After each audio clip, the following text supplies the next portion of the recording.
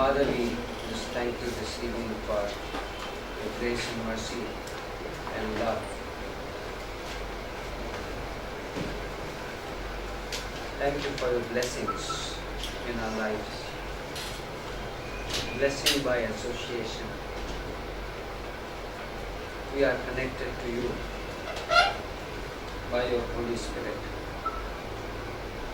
And we have been blessed. To Abraham you said, I will bless those who bless you. We are a part of your family.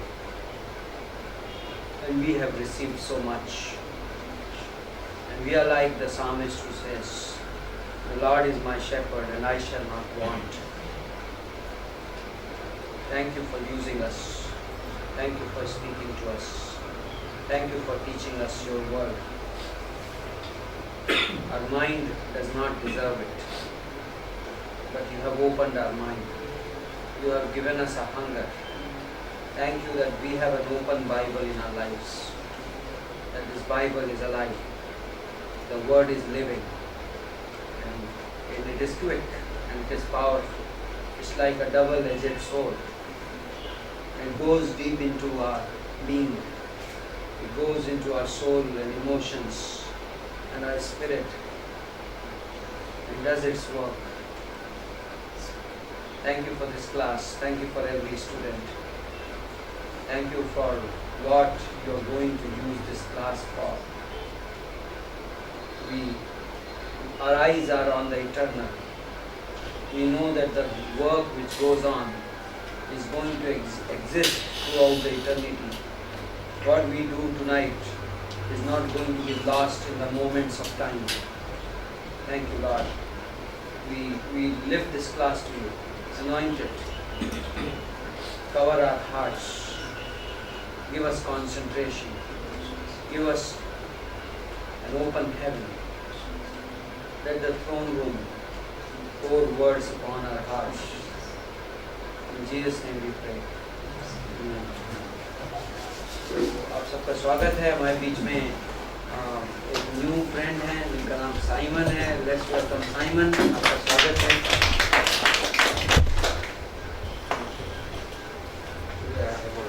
Complicated place here.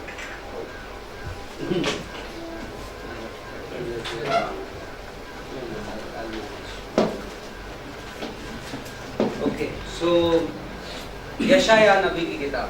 Okay, book of Isaiah. We are entering into this amazing book.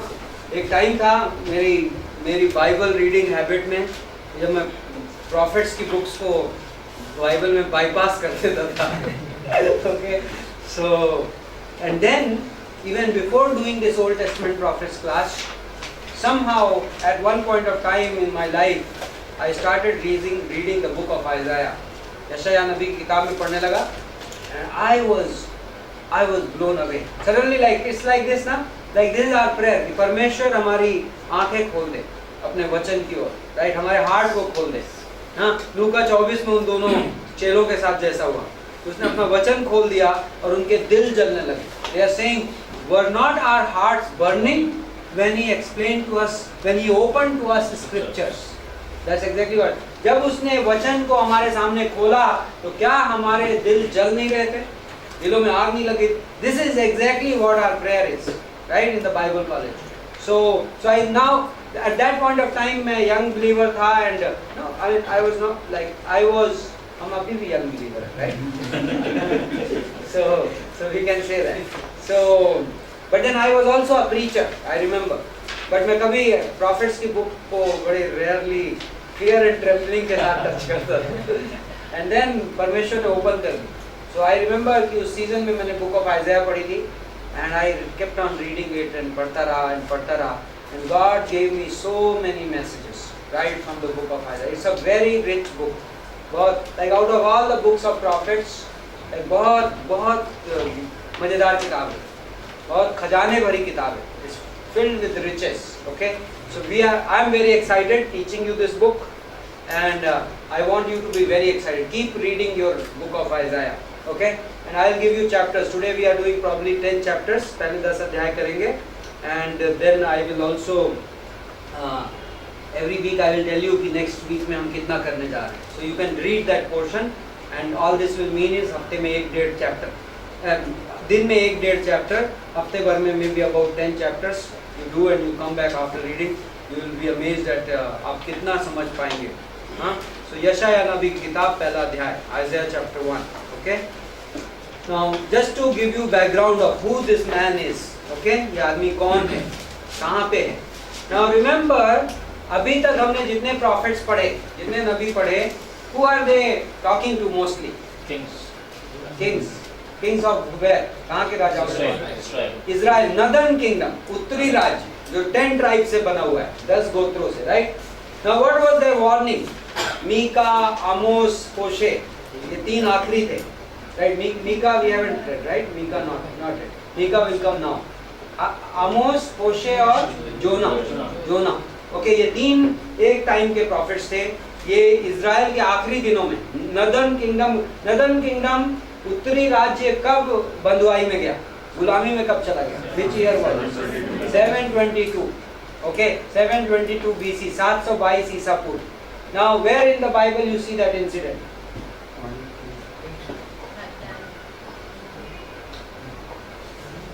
When they are taken in captivity, when they are defeated by the enemy. Who was their enemy by the way? Assyria, Ashuri लोग किधर से आए? In the map. Let's make a map of Israel. Just rough sketch, okay? Don't. This is भूमध्य सागर बोलते हैं. English में क्या बोलते हैं? Mediterranean Sea. Okay? Then here you have Jordan River. What is this? Jordan River. ये क्या है? Red Sea.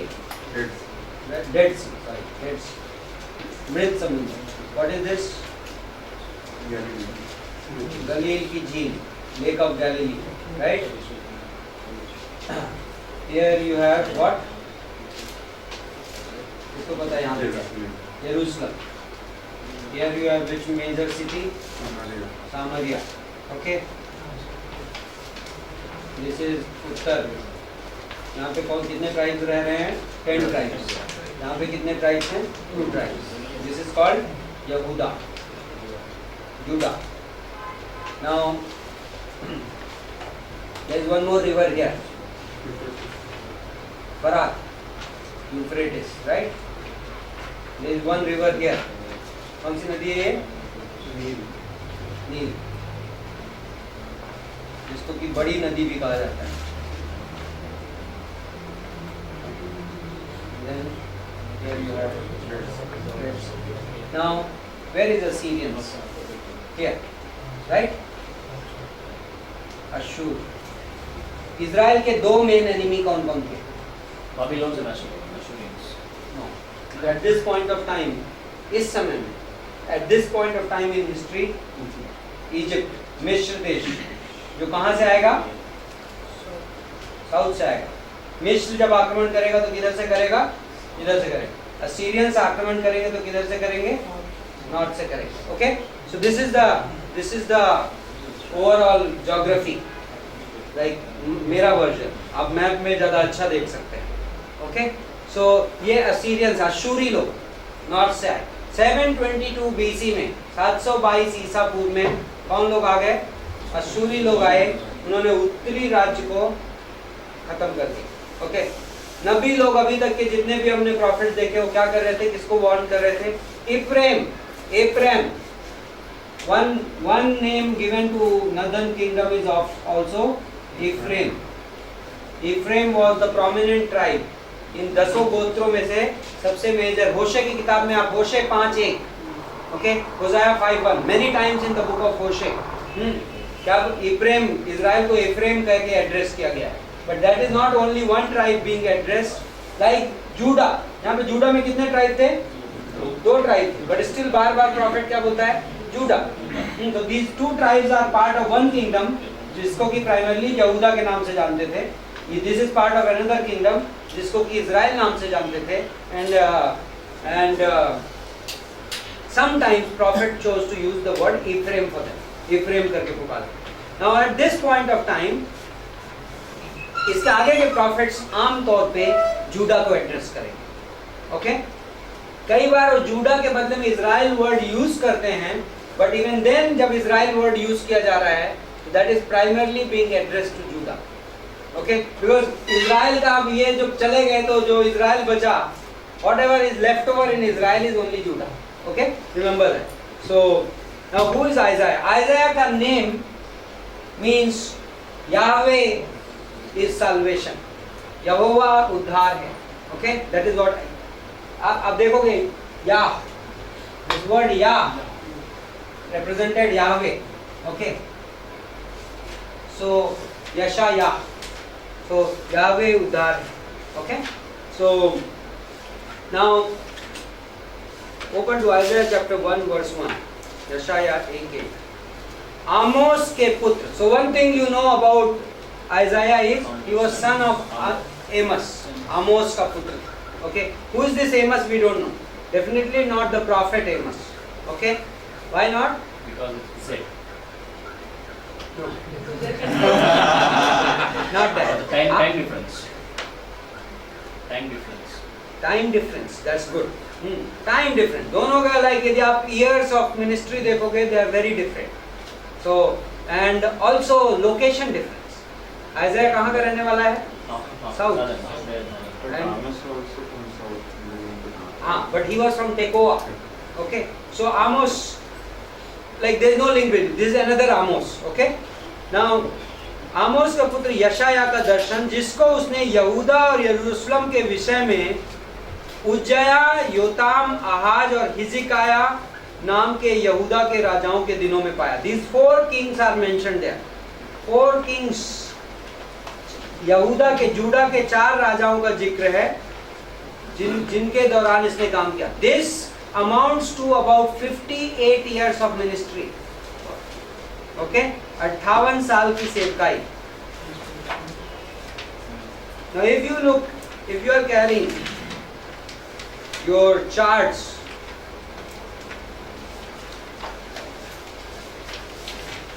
आपके पास एक चार्ट है, मैं आज अपना हिंदी वाला हैंड आउट मिलाया, बट इंग्लिश में kings of Judah and Israel.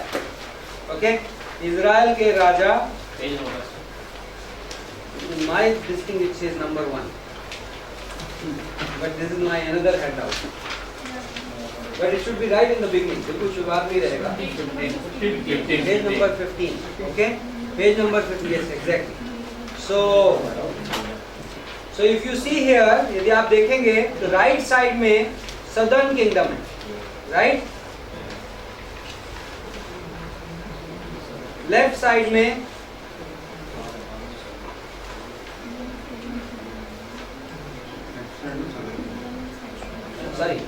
Right side में नॉर्थ किंगडम है, उत्तरी राज्य है, एंड लेफ्ट साइड में यहूदा है। ओके, नाउ इफ यू सी उज्जाया कहाँ पे है? उज्जाया। इफ यू सी यशाया कहाँ पे है? आपको यशाया नबी मिला, where is he ministering? South में देखिए, साउथ में यशाया।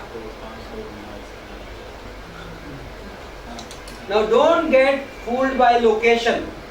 Okay, आपको लगेगा कि यशाया तो ऑलरेडी इजराइल का, but you have to refer the year. Okay, यशाया की सेवकाई कहाँ से शुरू हो रही है? करीब करीब 739 के आसपास। ओके, बेसिकली यदि आप 6वां चैप्टर देखेंगे जिसमें अभी हम जाएंगे, we'll go to chapter 6 of Isaiah. The year the king Uzziah died, Isaiah got his vision. यशाया को परमेश्वर ने कॉलिंग कब दी? In Isaiah chapter 6 you see Isaiah receiving his call from God. परमेश्वर ने उसे बुलाहट कब दी? यशाया 6 में दी। एंड यशाया 6 का पहला वर्स क्या बोलता है? जिस साल में राजा उज्जाया मरा, the year king Uzziah died. Now what does verse chapter 1 verse 1 से? 4 राजाओं के दौरान उसने प्रोफेसी की जिसमें उज्जाया का भी नाम मेंशन है। So that means his calling came before Uzziah died. उज्जाया के मरने के पहले उसको कॉलिंग मिली, because he ministered. Probably he ministered 11 months or 10 months or 12 months. क्योंकि The very same year he received the calling. उसने ये नहीं बोला कि जब उजाया मर गया तब मैंने कॉलिंग रिसीव की. It's not saying that. What is he saying? Calling came on The year he died. So let's say 2014 उजाया died. तो यदि उजाया 2014 के दिसंबर में मरता है, Isaiah received his call sometime in this same year. So यदि Isaiah को calling जनवरी में receive हुई, so he got a chance to minister for 11 months during the reign of Uzziah. Okay, so this is how Isaiah की ministry is placed. Uzziah राजा के आखिरी साल से. What do you see here? Uzziah अजरिया करके भी लिखा है, अजरिया ब्रैकेट में. उजाया के दो नाम हैं बाइबल में. One is अजरिया, दूसरा उजाया. And you see he lived up to 739. 739 BC तक जिया हो. So that means Isaiah's ministry has to begin somewhere in 739 or 740. 740 या 739 ईसा पूर्व में. Okay? And which is the last king which he ministered to? Actually, verse 1 के हिसाब से कौन-कौन covered है? उजाया, जोथाम, आहाज and हेजेकाया. हेजेकाया is the last king. Okay? फिर आपके इसमें मनासे तक थोड़ा टच करता हुआ दिखा रहा है. Okay? Why is that? Because मनासे tradition ये बोलता है. Now this is not in the Bible, but tradition बताती है. Who was this guy? First century evangelist Justin martyr. Okay, Justin martyr नाम का पहली सदी में प्रचारक था, जिसकी राइटिंग्स में मिलता है कि आइज़ाया प्रॉफिट को मनासे राजा ने आरी से कटवाया था. मनासे the king actually got Isaiah sawed into two parts. That's how Isaiah was a martyr. Okay, यशाया शहीद हुआ. And Hebrews 11 में you see that, like, और हम बाकियों के बारे में क्या कहें? What shall we say about others? And then he says, and the world was not worthy of them. And उनकी sufferings के बारे में there are many comments. उसमें एक was some were sawed into pieces. कुछ आरी से कटवाए गए. No name is mentioned in Hebrews 11 कि आरी से कौन कटवाया गया. But if we go by Justin Martyr what he said, and traditionally ये believe किया जाता है कि आइज़ाया को मनासे राजा ने, so even though he did not get to maybe primarily minister during the reign of Manasseh, but he maybe existed for a while. मनासे इतना उसके ऊपर क्रूर हुआ, the reason would have been his preaching, right? So Isaiah preached and he died for his preaching. Okay, यशाया ने. So this is Isaiah. So this you can refer your chart to see कि कौन prophet कहाँ पे काम कर रहा है. Okay, now Isaiah बड़ा यूनिक आदमी है. You see Isaiah very close to some of the kings. जब आप हेजेकाया की कहानी पढ़ते हैं तो you find इसका पैलेसेस में आना जाना was like आम बात. He was not like he is not a businessman like Amos, right? Amos के जैसा व्यापारी नहीं है. He is a man of a very high profile. In the sense कि he is comfortable in palaces. हेजेकाया बीमार पड़ता है तो उसको प्रेयर के लिए बुलाता है. He is a regular visitor to a palace, right? So he is a man like that. Now कुछ लोग ये मानते हैं कि he was a cousin of King Uzziah. Like ये भी tradition है, like King Uzziah का भाई था. Okay, like दूर का भाई था. Okay, now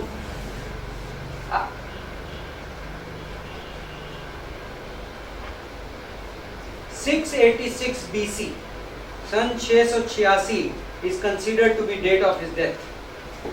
686 BC. Now 58 years of ministry, 58 साल सेवकाई की इसने.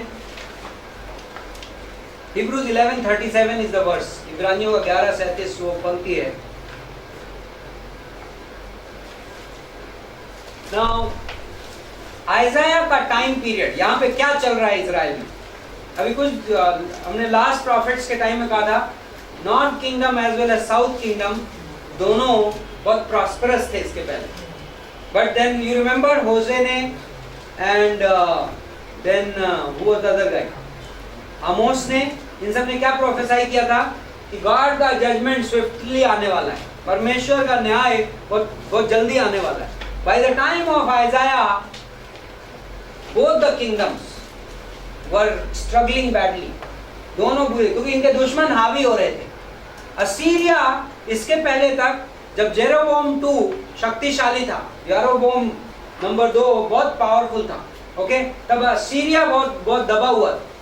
But after Jeroboam 2 Assyria suddenly क्या हो गया, पावरफुल होने लगा, एक्सपैंड होने लगा, okay, and by this time Assyria इनके ऊपर हावी हो रहा, okay. You see all that story in 2 Kings 13, 14, 15, दूसरा राजा का 12, 13, 14, 15, इसमें आप देखते हो यार लाइक इनके राजाओं को गुलाम बना लेते हैं, इनसे कर वसूलते हैं, ओके, लाइक टैक्सेशन होता है, Israel has to submit to taxation of Assyrians, okay, agree करते हैं। If you read the story in 2 kings, okay, दूसरे राजा की किताब में।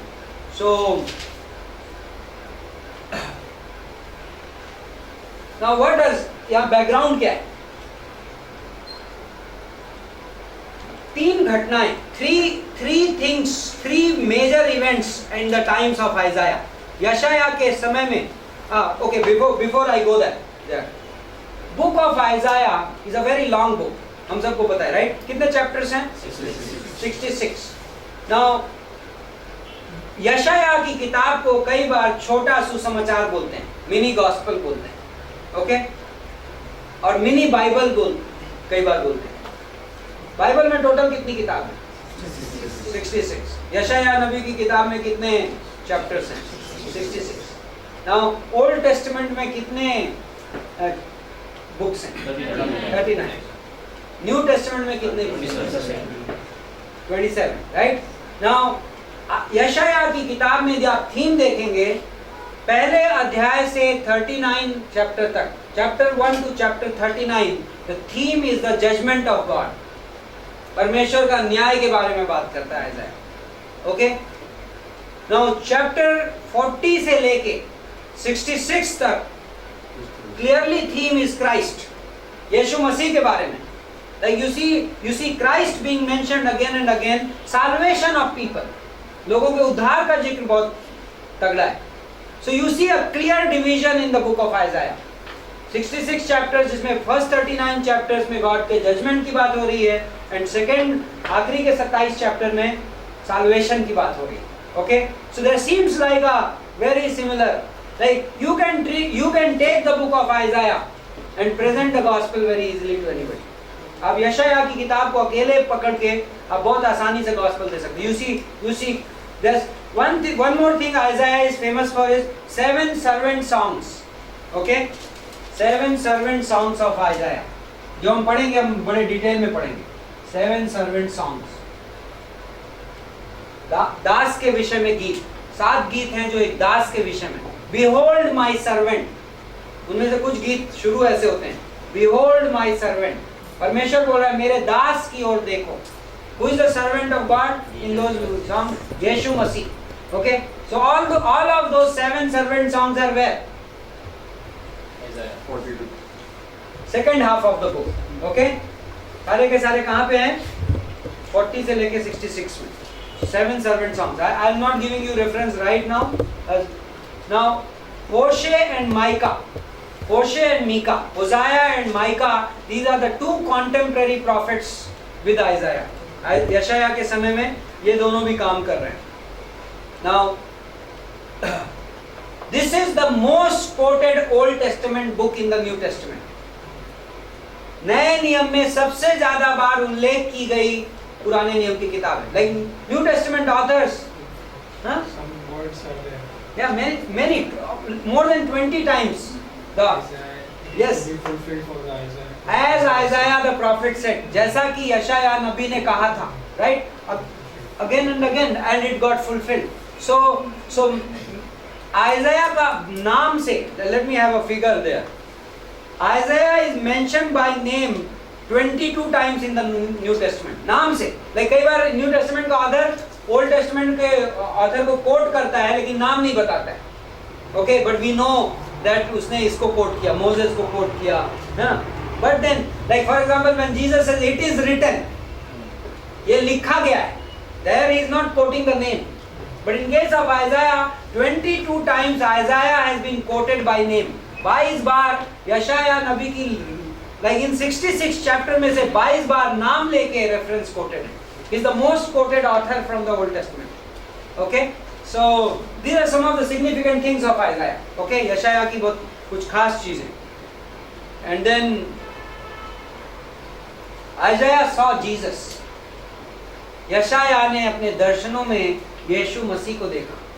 Okay, if you refer to John chapter 12 verse 38, यूहन्ना 12:38, जिसमें कि आइज़ाया 6 का जिक्र है. ओके, आइज़ाया 6:10 का जिक्र है. वहां पे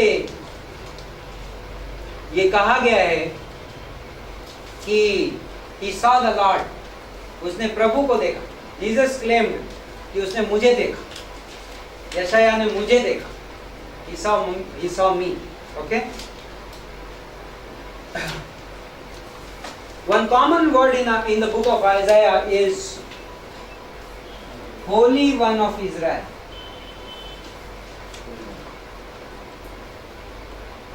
It is a common term used in very commonly used in कितने बार? 12 बार. No, not 12 bar. 26 times.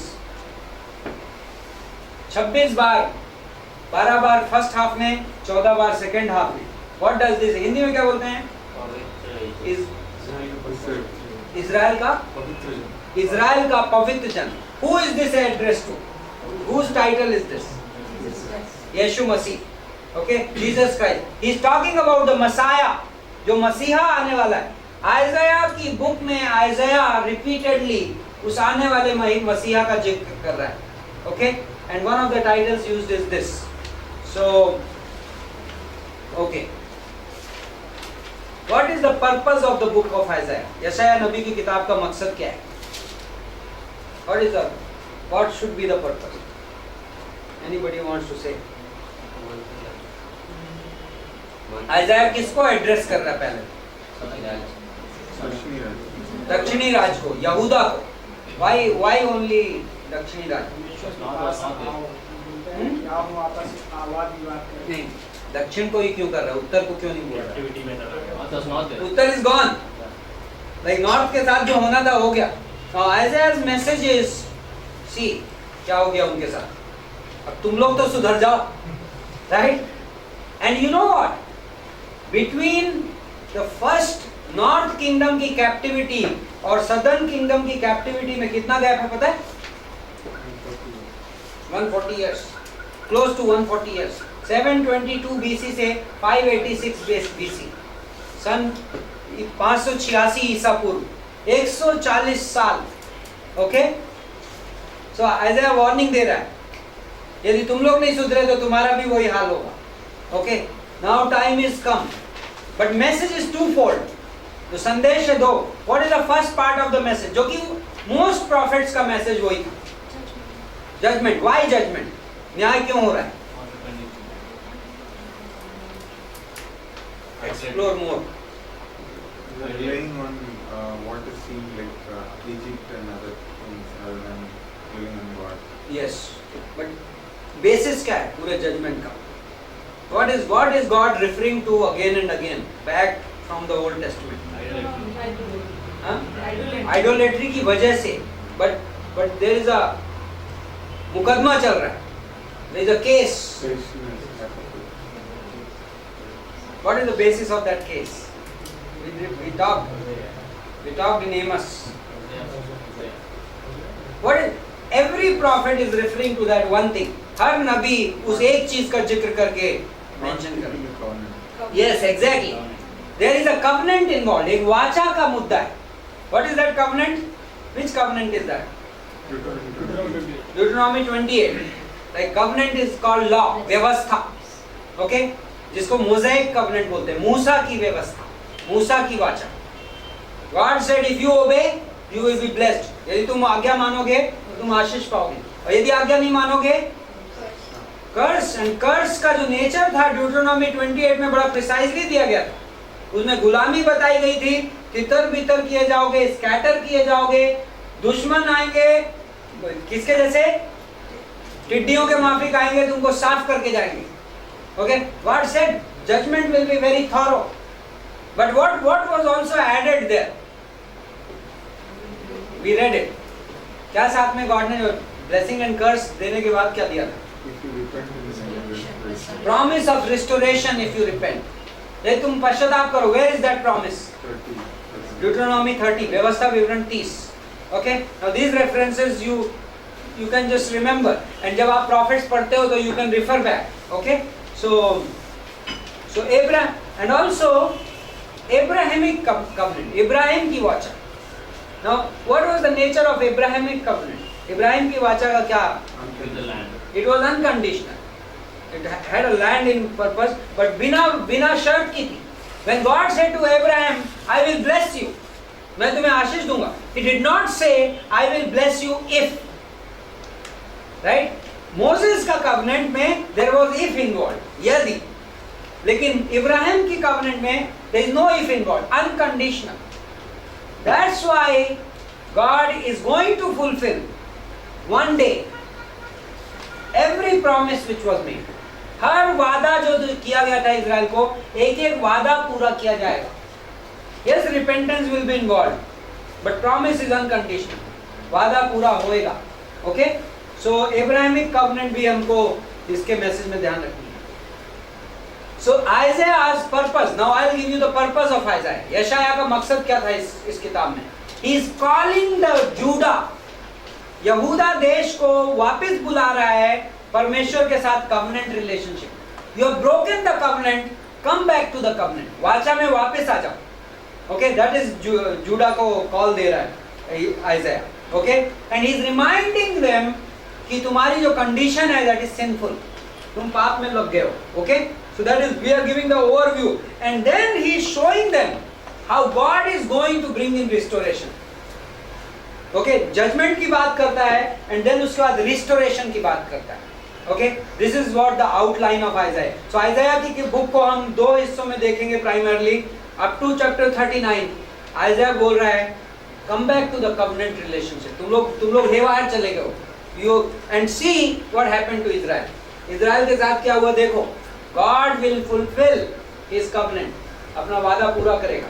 And then he is also telling them how they will be restored, उनको वापस कैसे. So this is like message to two generations in a way.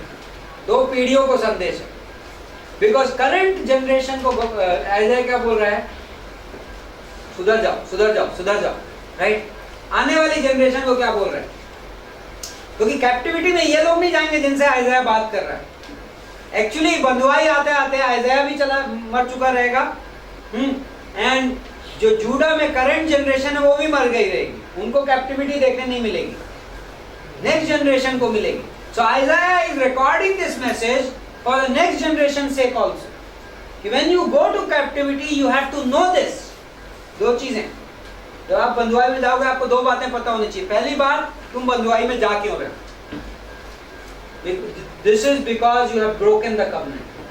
Second thing you have to remember while you are going to captivity. जब तुम बंधुआई में जा रहे हो तुम्हें ये पता होना चाहिए you will be brought back also, तुम्हें वापस भी लाया जाएगा.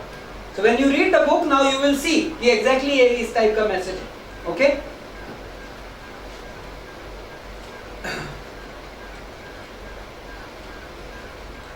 सो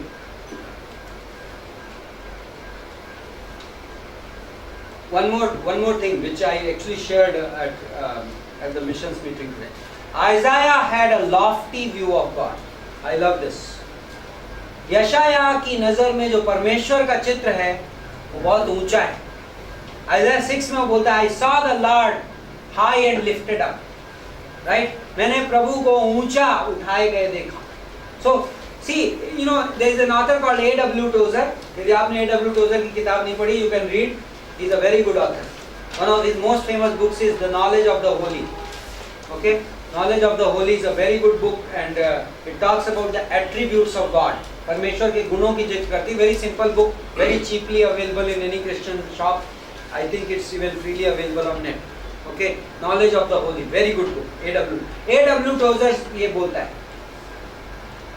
the condition of a society is determined by their view of God. किसी भी समाज की हालात परमेश्वर की के बारे में उनका नजरिया क्या है उस पर निर्भर करती है. Like I am a Christian, okay, मैं मसीही हूँ, but is my God too small? क्या मेरी नजर में परमेश्वर छोटा सा है? Sometimes I can be a Christian and my God can be too small in my mind. मेरी नजर में परमेश्वर बहुत छोटा हो सकता है. But in Isaiah, God is presented as a very high God. He is big. He is the creator. He is not just the creator, he is also the sustainer of this universe. ये दुनिया टिकी किसकी दम पे है? Today, even the unbeliever, even Satan, everybody's survival is in the hands of God. He is so big. अब आसमान, like who was the American president? Anybody knows that Dr. Stevens की booklet में that illustration is there? एक American president था. He was a Christian, and I think Roosevelt. I don't know. वो उसकी regular practice थी. वो बोलता जब मैं अपने आप को बहुत बड़ा फील करने लगता हूँ, so then I go to the मैं खेतों में जाता हूँ, जंगलों में, and then I just go there and look at the sky, and मैं उतनी देर तक sky को gaze करता रहता हूँ, until I start feeling small. Right? He's the most powerful man in the world, right? American president. बोलता है जब मुझे थोड़ा सा मैं अपने आप को बड़ा महसूस करने लगता हूँ तो मैं जाता हूँ और आसमान की ओर देखता हूँ. And think of this. After I have heard this, no, once in a while I love doing it. Just like करके देखिए. It's amazing. You look at the sky, you see all the stars and galaxies. सारे सितारे and like just thinking of the vastness of everything, and think of that God made all this. परमेश्वर ने वो सब बनाया है, right? He sustains all this. Bible says He calls the stars by their name. वो सितारों को उनका नाम लेके पुकारता है. That's amazing, right? That's our God. And Isaiah presents him as that kind of God. यशाया अपनी किताब में परमेश्वर को उस तरीके से प्रेजेंट करता है. That's why I love this book. I love reading. There are chapters, Isaiah 40 के आसपास के, there are 5-6 chapters, one after another. Sometimes I just love reading those chapters like in one reading. I just like, जहाँ पे बोलता है, God बोलता है, तुम मेरे को किससे तुलना करोगे? Who will you liken me with? Right? Idolatry का जिक्र है वहाँ पे. Right? Amazing. Like God asks the questions. What do you think about me? Question is, God is asking this question. परमेश्वर ये सवाल पूछ रहा है. What do you think about me? तुम मेरे बारे में after all सोचते क्या? How big I am in your mind, right? I can get into idolatry very easily, being a Christian, right? Without ever making an idol. बिना मूर्ति बनाए मैं मूर्ति पूजा कर सकता हूँ. If my God is small, यदि मैं मेरी नजर में परमेश्वर छोटा है, right? If my God is small, then I can't do missions. यदि मेरा परमेश्वर छोटा है, then missions नहीं हो सकता मेरे से, right? I may do it in human strength, but it doesn't work. But my God is not small, right? If यदि उसने मुझे commission किया है, then I can go, right? मैं जा सकता हूँ. Isaiah, like chapter 6 में हम जाएंगे आज, and we'll see there. Like he saw the Lord high and lifted up, lofty view of God. Okay, परमेश्वर का ऊंचा. Let's go to chapter 1.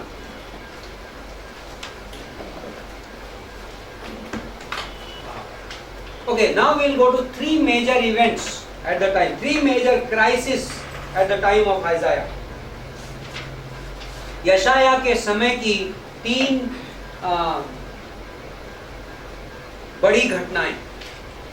पहली घटना है सन 734 में, 734 ईस्वी, 734 BC. What happened? this is there is another country here. I think somewhere here. Syria. Huh? This here? Syria. Now Syria और north kingdom ये दोनों मिलके एलाई बन जाते हैं, इनकी दोस्ती हो जाती है. Okay, and they try to together attack Judah. ये यहूदा पे साथ में मिलके आक्रमण करते हैं. ओके, नाउ दिस वॉर, ये जो लड़ाई है ये 734 में होती है, सन 734 में. दिस मेजर इवेंट जिसको हम देखेंगे कि ये चलता है. सेकेंड इज 722 में, सन 722 में नॉर्थ किंगडम गुलामी में जाता है.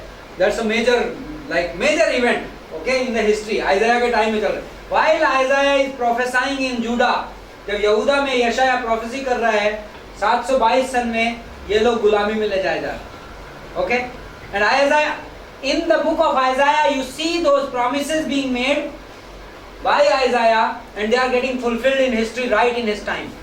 Okay, उसके समय में ये वादे पूरे हो रहे हैं. Then तीसरी घटना जो होती है वो है सन 701 में, 701 BC. सेनाकेरिब नाम का राजा असीरियन यरूशलेम पे आक्रमण करता है. ओके, एंड यरूशलेम को सीज को क्या बोलते हैं, चारों ओर से घेर लेता है. What is that called? घेराव, यरूशलेम का घेराव.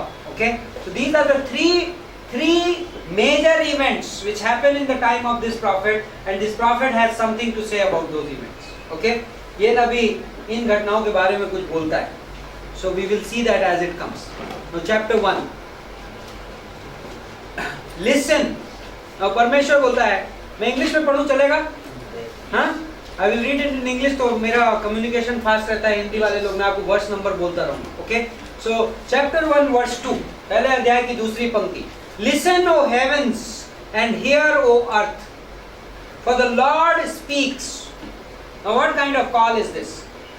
धरती सुनो और आकाश सुनो, परमेश्वर बोलने वाला है. What does this kind of call mean? This is a call to a case. ये मुकदमे पे कॉलिंग है, गवाह बुलाए जा रहे हैं.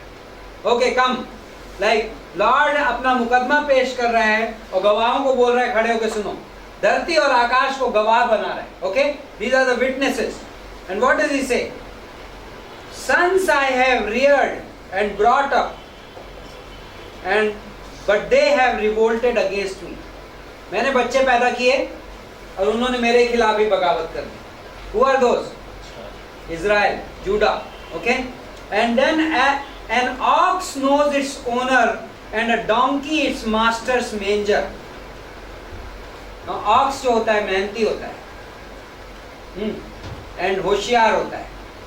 But donkey कैसा होता है पता है? गधा होता है. donkey गधा होता है. so good. So the comparison is amazing. Ox is a submissive animal and donkey is a stupid animal, right? And God is saying donkey को भी अपना मालिक पता होता है. This is amazing. You know, God has a sense of humor, right? donkey को भी अपना, गधे को भी अपना मालिक पता होता है. But क्या बोलता है? My people do not understand. That's amazing. That's what a case that is. God court में केस प्रेजेंट कर रहा है अपने लोगों के बारे में और बोलता है देखो जानवरों को भी पता है. हाँ? And then, alas, sinful nation, people weighed down with iniquity, offspring of evildoers, sons who act corruptly. They have abandoned the Lord. They have despised the Holy One of Israel. They have turned away from him. तो क्या कर रहे हैं ये लोग? तो मैंने पैदा किए, मैंने इनको खिलाया पिलाया, मैंने इनको ब्लेसिंग्स दी, एंड ये क्या हो गए? मेरे से ही मुड़ गए. Right? And they don't understand. इनकी समझ चली गई है. So God is hitting them right at where they are. Like, okay, and Now then there is this description verses 5 और 6, 5 और 6 में क्या बोलता है, कब तक तुम करते रहोगे. First part is until when you will do it, and then he says the whole head is sick and the whole heart is faint. सिर घावों से भर गया है और हृदय दुख से भरा. दुख like बहुत छोटा वर्ड है. Okay, and then it says verse 6 में from sole of the foot even to the head there is nothing sound in it, only bruises, welts and raw wounds, not pressed out or bandaged, not softened with oil. Like क्या है, ऊपर से नीचे तक क्या है, मवाद, पस, right, hurt, wound, नासूर, right. This is what God is saying. Badly corrupted.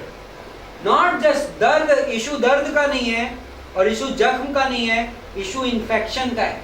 Infected है, बैडली इन्फेक्टेड है. यू नो, पहले आपको चोट लगती है, the day you have a wound, उस दिन वुंड उतना नहीं दर्द करता है. 3 दिन बाद जब उसमें पस जमने लग जाती है तब वो ज्यादा दर्द करता है. क्यों? क्योंकि अब वो वुंड इन्फेक्टेड हो गया. That is the condition which is being talked about. This is also condition of the human heart. जब हम डॉक्ट्रिन ऑफ टोटल डिप्रेविटी की बात करते हैं, संपूर्ण भ्रष्टता की, we refer to this verse from head to, from top to bottom. रोमियो के 3 में, रोमन्स 3 राइट 10 to 18, 10वां पंक्ति से 18वां पंक्ति तक, there is whole description which Paul gives. उनका गला, उनकी जीभ, उनके हाथ, उनके पांव, everything has sinned. हर चीज ने पाप किया है. And then Romans 3:23 में Paul conclude करता है, they all have sinned and fallen short of the glory of God. सभी ने पाप किया. There are two definitions. जब हम depravity, भ्रष्टता की जब डॉक्ट्रिन पढ़ते हैं, there are two facets to it. इसके 2 पहलू होते हैं. One is depravity is universal in nature. क्या है ये?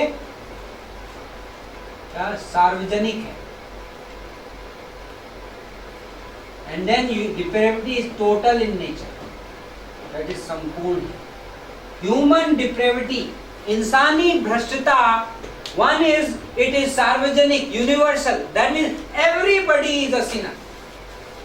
हर व्यक्ति पापी है, right? But then that is not enough. ये तो सब लोग एग्री कर जाते हैं easily. But as a Christian you may not understand this one. According to Bible, from head to toe, सिर से लेकर पांव तक कुछ भी ठीक नहीं है बोलता है भाई. That means if you think you are a good Christian, right, in some areas of your life, according to the Bible, we are totally depraved. हम पूरी तरीके से भ्रष्ट हैं. So the question is, when we say, when I see myself, when I say, मैं थोड़ा तो अच्छा हूँ, right?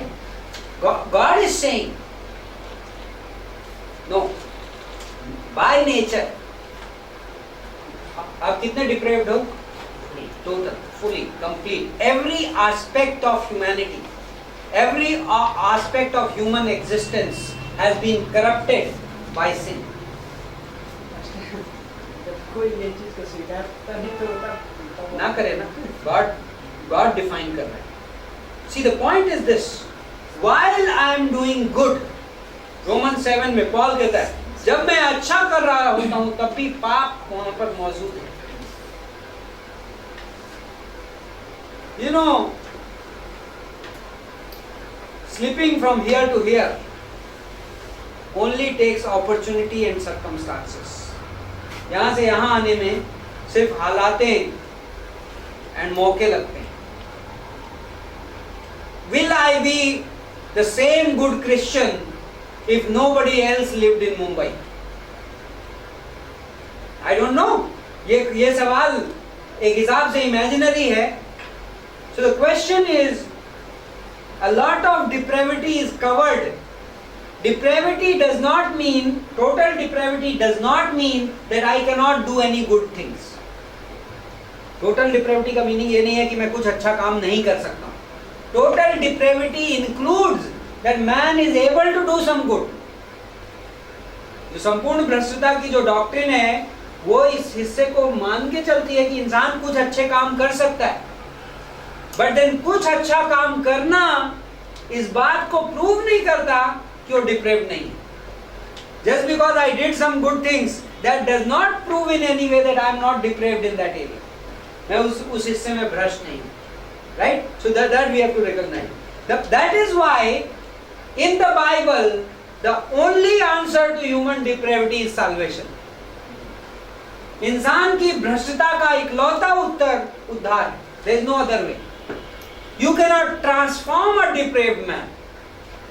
आप एक भ्रष्ट व्यक्ति को बदल नहीं सकते हो. आप उसको बढ़िया मोल्ड में डाल दो, कुछ दिन तक अच्छा चलेगा. Right? Put him in the most favorable circumstances to sin, he will end up sinning. Right? गुस्सा नहीं आता, I am very calm person, and then one fine day, right, it blasts off. Right? It can happen, right?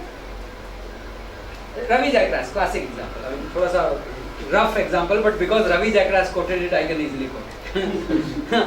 Okay, he said, one time a rich man was sitting beside a young beautiful woman.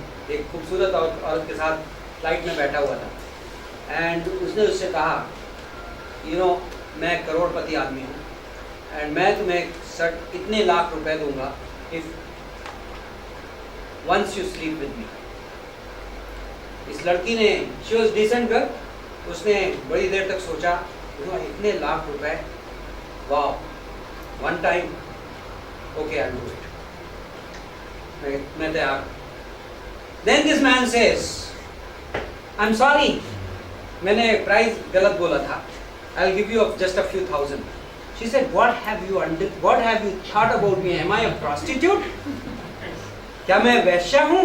तुमने मेरे बारे में क्या सोचा था? The man said, that we settled already. We are only talking about the price. हमने ये तो पहले तय कर लिया कि तुम क्या हो. अब हम सिर्फ कीमत की बात कर रहे हैं. This is exactly what depravity is. Issue सिर्फ प्राइस का है. Right? This is total depravity. इंसान भ्रष्ट है. Okay? And this is what God is saying. From top to bottom, कुछ भी अच्छा नहीं. He is talking about the nation of Israel उस समय, but it is also a doctrine universally valid, right, in the Bible. So God is first telling the state of the nation. Then he will talk about the judgment. पहले बताएगा कारण क्या है, and then फिर बताएगा अब न्याय क्या है. Okay? So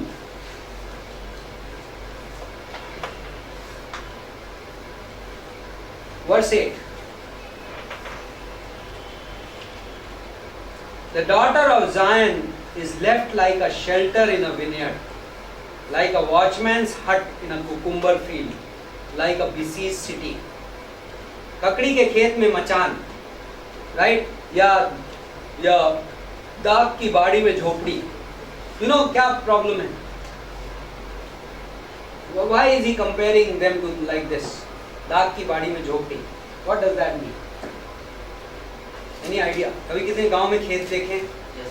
हाँ? Yes. Like जाओ वो एक मचान है. Right? My father was a farmer in his early days, and I remember as a child listening to some of his stories, brave stories. I still remember those. Very, very amazing. But you know, आप वो बहुत risky होता है. वो मचान जहाँ पे आप जंगलों के बीच में खेत है, एंड वहाँ आसपास दूर दूर तक कोई नहीं है, and then you are on that झोपड़ी, बिकॉज किसान को अपने खेत को प्रोटेक्ट करना है जानवरों से एंड चोरों से. But he is all alone there, right? He is in the middle of dangers. दुश्मन उस पर कभी भी आक्रमण कर सकता है. That's what this means.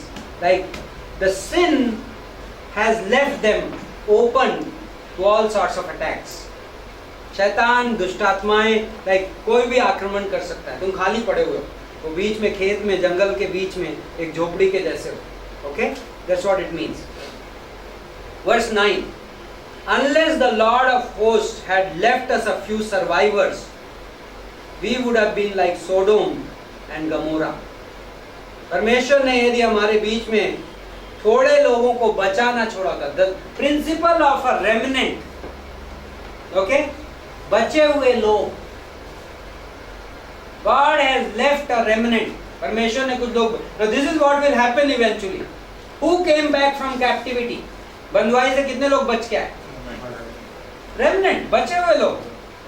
Many were destroyed and judged, बहुत सारे लोग, many stayed in the captivity, बहुत सारे लोग बंधुआई में। जब इज़रा लौटा 5% पॉपुलेशन लौटी, something like that, 5% से भी कम। Why were people not excited to return with Ezra? Ezra के साथ लौटने के लिए लोग जोश में क्यों नहीं थे?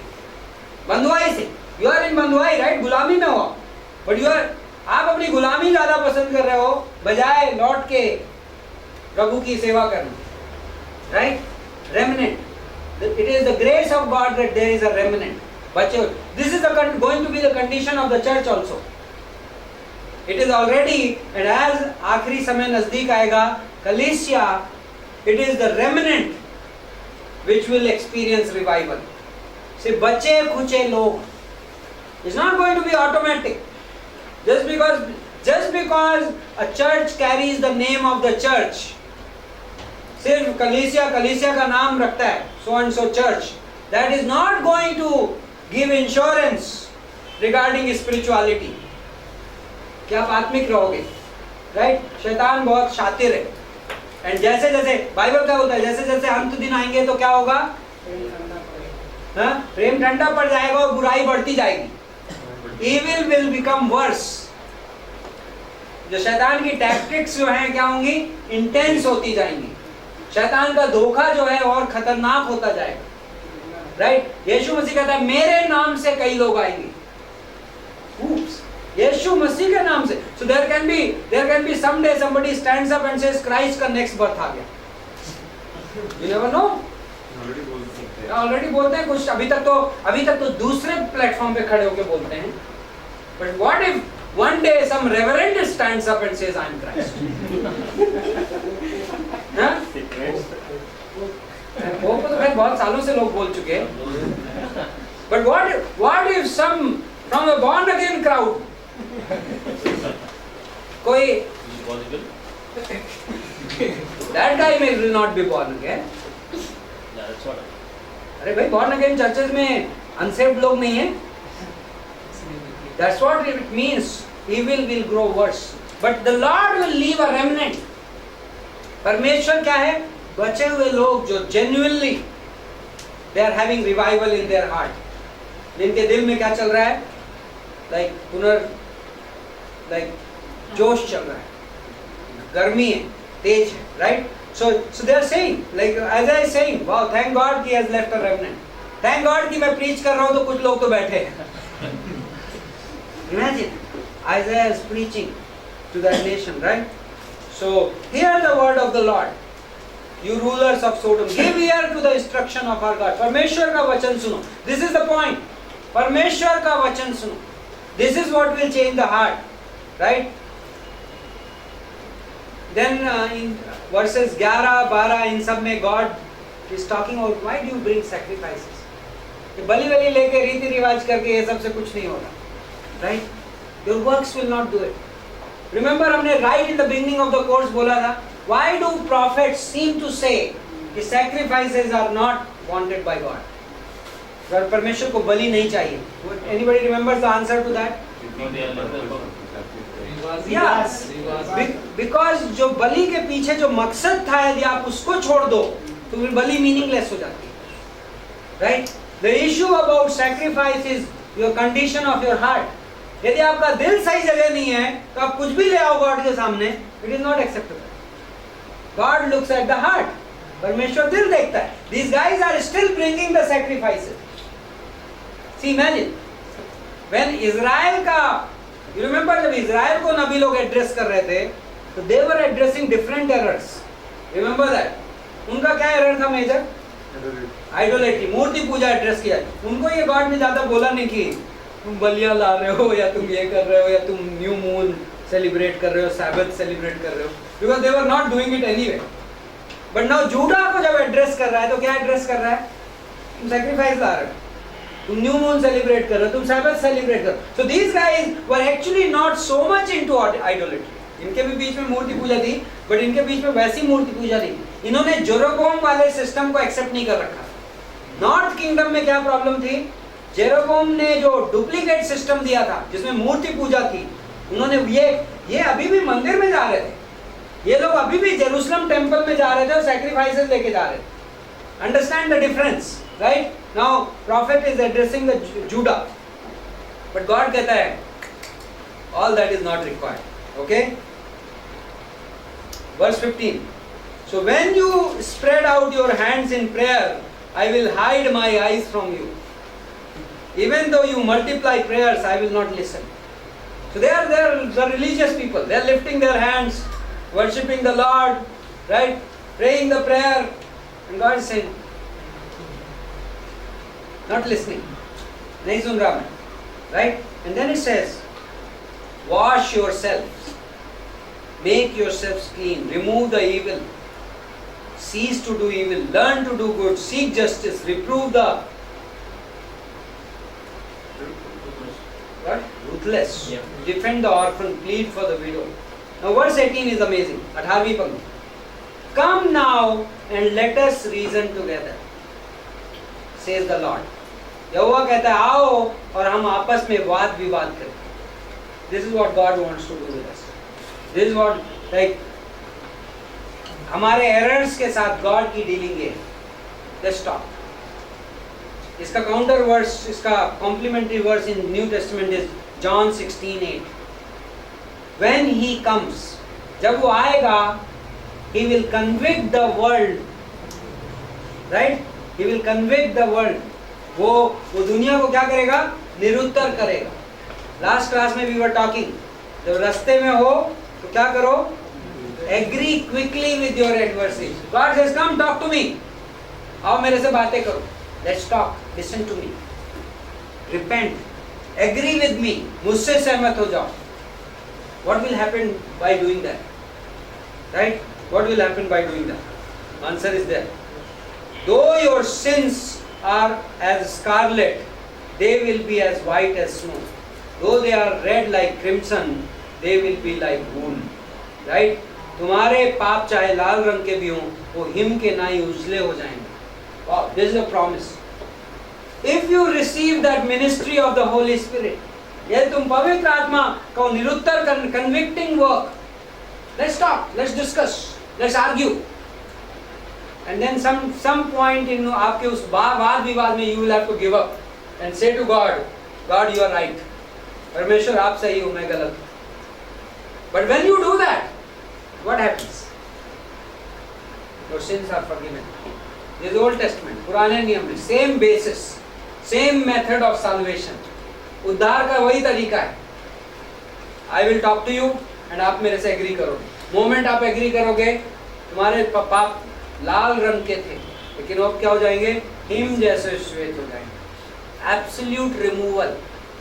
It's not just covering, it's not just mixing of color. कि चलो रेड को थोड़ा पिंक कर लेंगे, वाइट मिक्स कर देंगे. No, it's absolute. Like you will be made righteous. Bible क्या बोलता है? 2 कुरिन्थियों का 5:21, 2 कुरिन्थियन 5:21, राइट? पाप से अज्ञान है, वो हमारे लिए पाप बन गया जिससे हम उसमें उसकी धार्मिकता बन गए. What is righteousness? Righteousness means absolutely spotless, बिना दाग का. When you get saved, जब आपने उद्धार ग्रहण किया, तो गॉड ने आपको क्या किया पता है? You are absolutely spotless. आप बिल्कुल दोष रहित हैं, एक दाग नहीं है. आपकी कंडीशन क्या है पता है? हिम जैसे श्वेत है. Even though कितने थे पाप? Top to bottom. डिप्रेविटी कितनी थी? Depravity was total. भ्रष्टता कितनी थी? ऊपर से नीचे तक पूरा भ्रष्ट था. But what is God promising? Come. This is an amazing promise. This is the promise being made to Judah, the sinning nation, जिसके के ऊपर जजमेंट अनाउंस हो रहा है. बट गॉड इतना ग्रेशियस, परमेश्वर इतना अनुग्रहमयी है कि इस देश को भी क्या बोल रहा है? बड़े लाल स्कारलेट है, but then they will be made like snow. But you will not do it. मैं इनवाइट कर रहा हूं तुमको, कम आ जाओ, right? That come, न्योता, but God knows they are not listening. Isaiah is preaching but nobody is listening. किसी को amazing promise but amazing neglect, right? अद्भुत वादा लेकिन अद्भुत तिरस्कार, right? So this is the condition. So okay, let me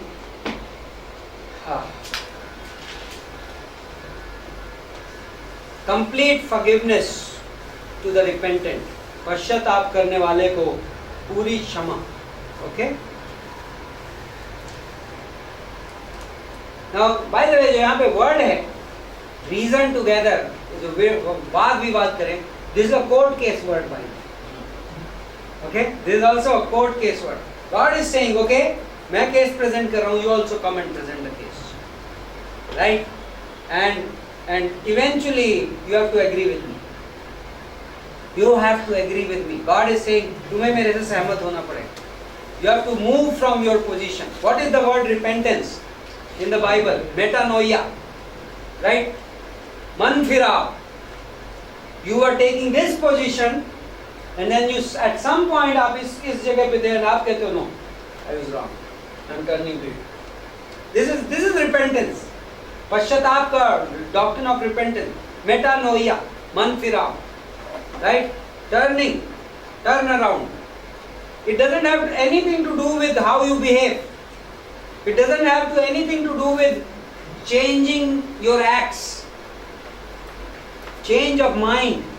मन का बदलाव. I am changing my position. I have argued. मैंने विवाद कर लिया. And then मैं God से agree कर गया. मैं परमेश्वर से सहमत हो गया. That is called repentance. That is called faith. Okay? What is believing in Christ? What does it mean that if you believe in Christ you will be saved? मसीह पर विश्वास करो तुम उद्धार पाओगे. Agreeing with what God is promising. परमेश्वर ने जो वादा दिया है, परमेश्वर ने कहा कि मैंने अपना पुत्र दे दिया, उसने तुम्हारे पाप की क्षमा ले ली, and अब तुम पाप की सजा ले ली और अब तुम क्षमा पा सकते. And when moment you say I agree, agreed God. जो लोग वर्क्स में बिजी हैं, what are they doing? They are still in the debate. अभी भी वो क्या बोल रहे हैं कि मैं अपने कर्मों से उद्धार पाऊंगा. और कहता okay let's keep debating. You present your case, I am presenting. मेरा केस ये है कि मेरे पुत्र ने जान दी. तुम्हारा केस क्या है? वर्क्स वाला, कर्मों वाला आदमी क्या होता है? मेरा केस है, देखो मैं कितने अच्छे काम करके लाऊंगा. Thrown away, next, right? Case चल रहा है. And moment the person says no I accept this forgiveness by faith. He says, okay, done. White as snow, right? So, great. Now go to chapter 2. दूसरा अध्याय.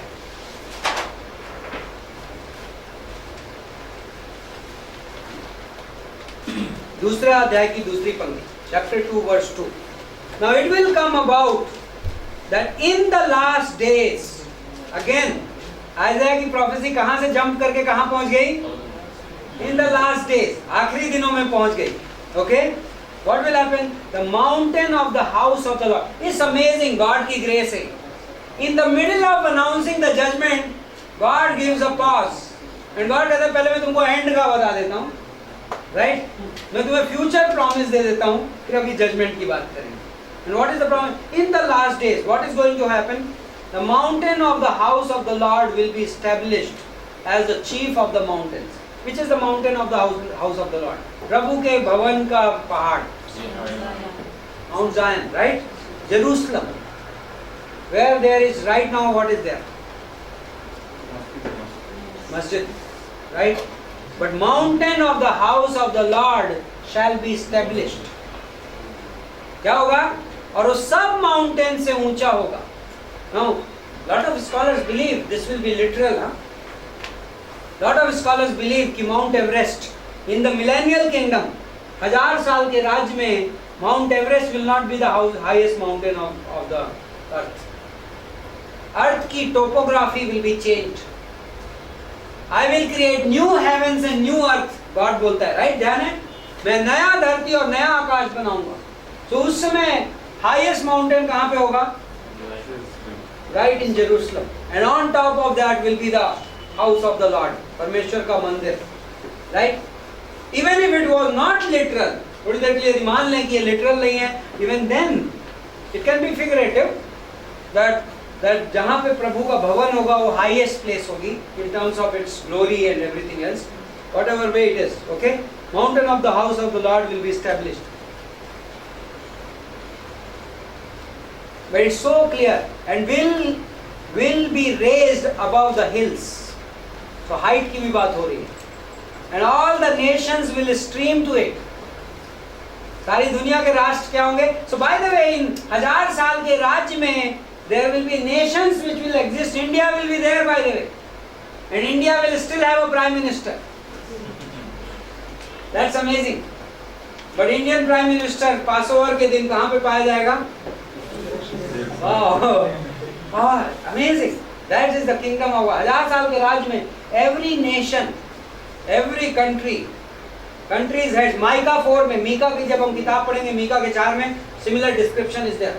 They will take their gifts and they will go up to the Jerusalem में जाएंगे and Jesus Christ को gifts present करेंगे on behalf of India, and on behalf of Russia, and on behalf of Saudi Arabia, and on behalf of France and Africa and different countries, right? Nations will stream to that mountain. दुनिया के राष्ट्र कहाँ आएंगे? भाग भाग के उस पहाड़ पे आएंगे, right? This is the kingdom. ये कहाँ किस चीज का जिक्र है ये? 1000 साल का राज्य, 1000-year kingdom, okay? And many people will come and say, "Come, let us go to the mountain of the Lord. Let us go to." Like लोग आपस में क्या बोलेंगे? चलो प्रभु के भवन में चलते हैं. All what tourism. Richard will सबका टिकट कटाएगा. Right. Law will go forth from Zion. व्यवस्था, कॉन्स्टिट्यूशन, कौन डिसाइड करेगा constitution of the nations? Not the parliament in Delhi. Who will determine the constitution? क्या rules follow होंगे? One government will be upon his shoulders. यशाया 9:6. सरकार किसके कंधे पे होगी? यीशु मसीह के कंधे पे होगी. That's amazing. Who will determine what will happen? Indian constitution में कौन से rules चलेंगे? Property tax कितना होगा? Who will decide? Thank you Lord. Right? For a change, not Narendra Modi. Nothing against him. I'll pray that he gets saved. Wow. Verse 5 में आइज़ाया invite कर रहा है.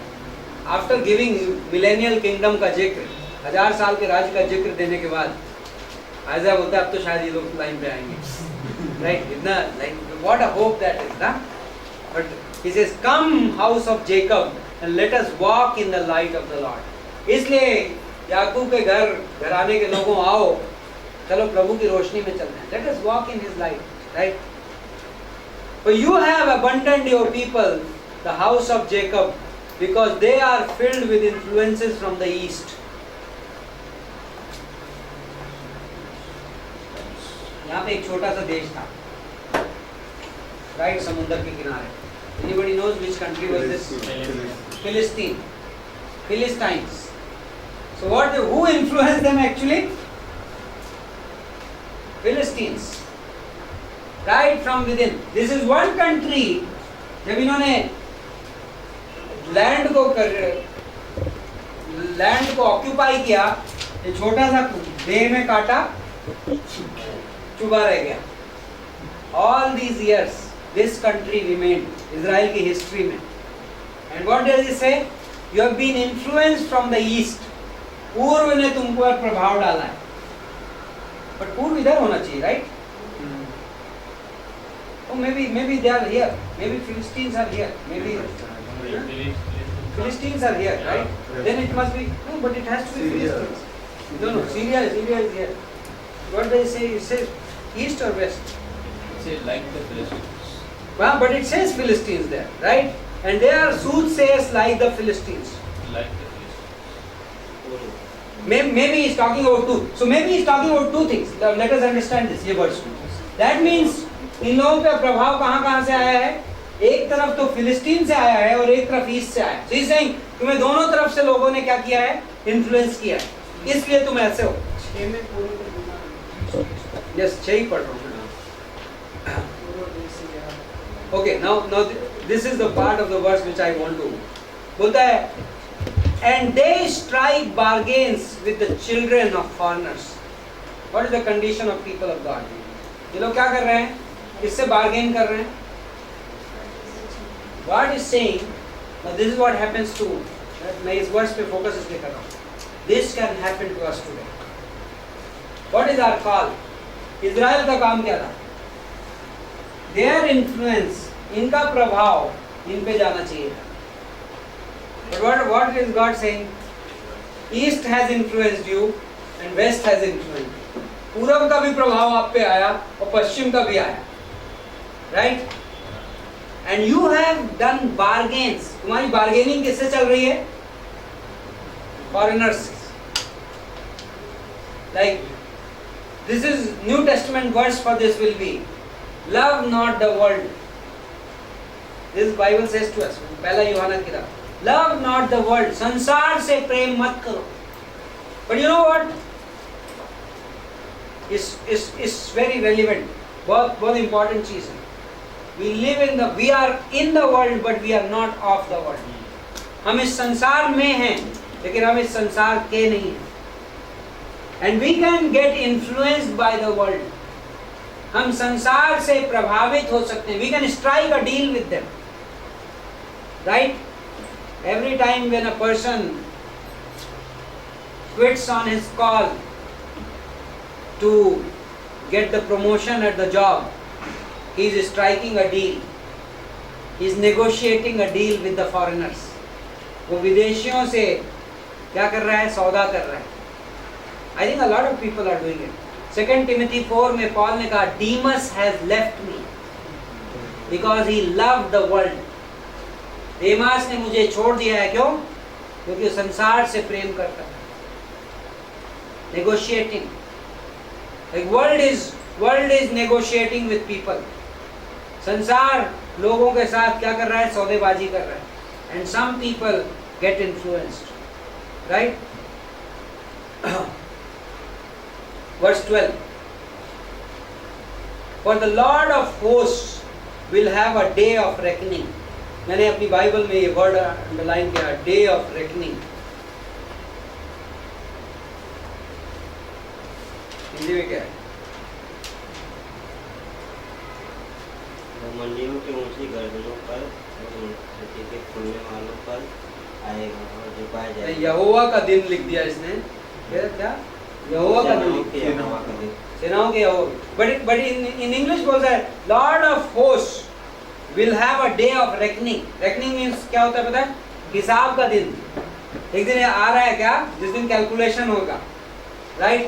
तुम सौदेबाजी कर रहे हो आज, but God will also have a day. जिस दिन हिसाब होएगा.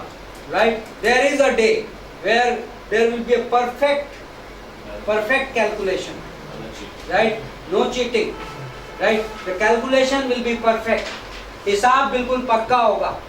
Bible talks about Bema seat, Bema न्याय आसन. Right? What will happen on that day? पहला कुरिन्थियों का 3, 1 Corinthians 3:10. Right? आग से परीक्षा ली जाएगी. हमारे कार्य, our works will be tested through fire to find out whether they were really good or bad. Right? And gold, silver and precious stone will remain. सोना, चांदी और कीमती पत्थर रह जाएगा. लकड़ी और घास फूस उड़ जाएगा. डे ऑफ रेकनिंग, हिसाब का दिन. That's amazing, right? We don't fear that day, but we are motivated by that day. हम उस दिन से डरते नहीं हैं, but वो दिन हमें प्रेरित करता है. That day is surely coming. God will have a day of reckoning, right?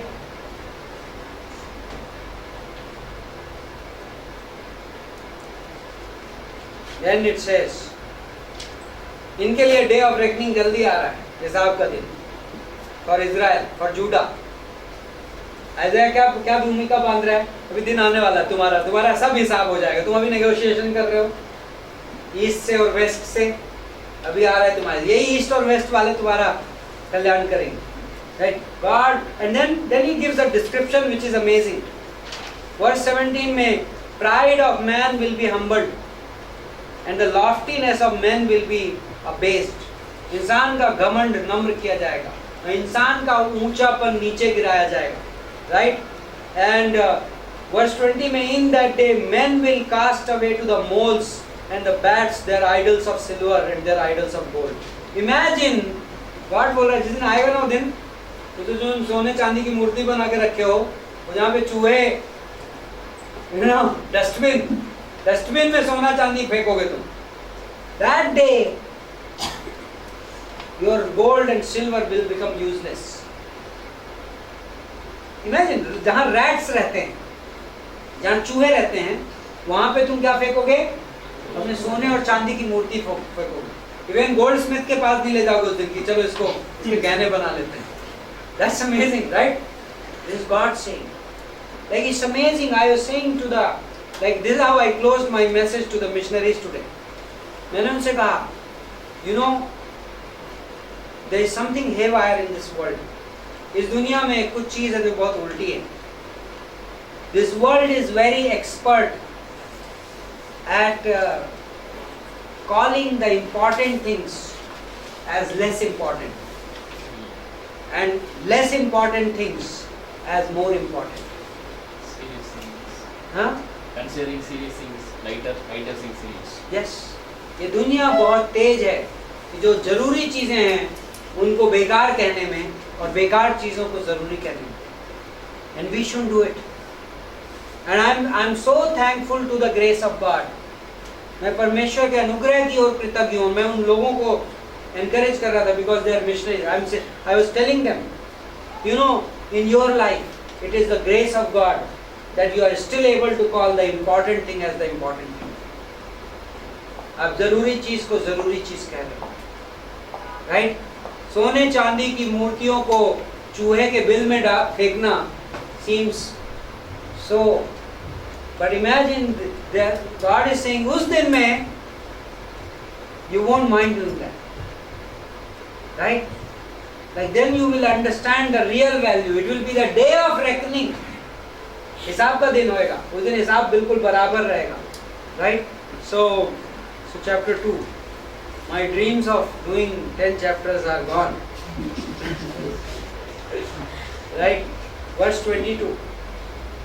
Stop regarding the man. Stop regarding the man whose breath of life is in his nostrils. For why should he be esteemed? इंसान तो क्या? इंसान से परे रहो हिंदी में बोलता है. I will say मनुष्य से परे रहो. But I would say this is what it is communicating.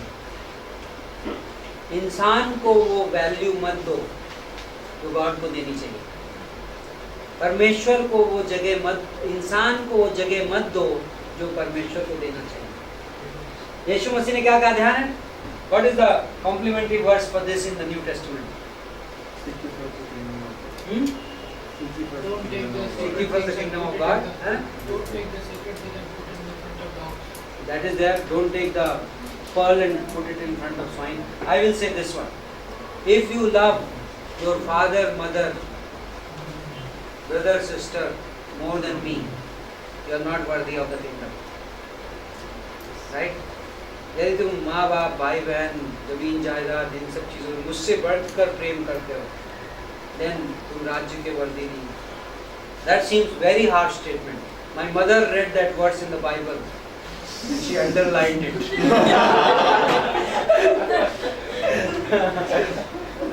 And I had to answer it. And I said, you will not understand. You can never understand this. परमेश्वर ये कहता है, right? You cannot love anything more than me. This is God's part. And we debated it. In my house, we debated on that verse for many months. कई महीनों तक, in those early days. Right after getting saved. Right after getting saved. My theology was tested right then. right? It was amazing. I loved making that stand.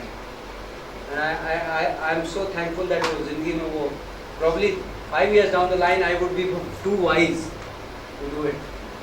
Sometimes it's not good to be wise. That it's better to be in love. Right? It's better to be in love. तो प्रेम करना ज़्यादा, like I love God. God is saying, what is God demanding? Love. Right? What is the greatest commandment? Love me. Right? But you can regard man. His breath is in the nostrils. उसकी सांस कहाँ पे है? नाक में. What does that mean? That means he can die at this moment.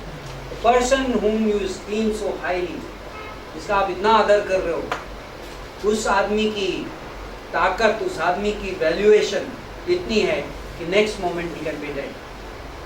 That's all. Right? You cannot live for a man. आप किसी इंसान के लिए नहीं जी सकते. You cannot live to please anyone.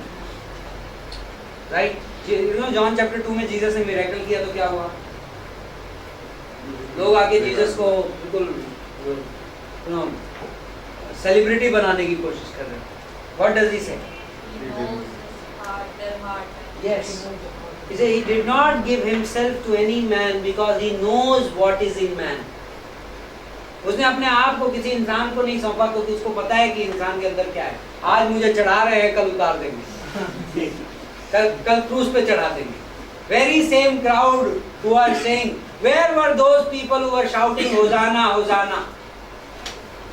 Right? जिस दिन यीशु मसीह संडे के दिन एंटर किया यरूशलेम में, the whole crowd is shouting Hosanna, Hosanna.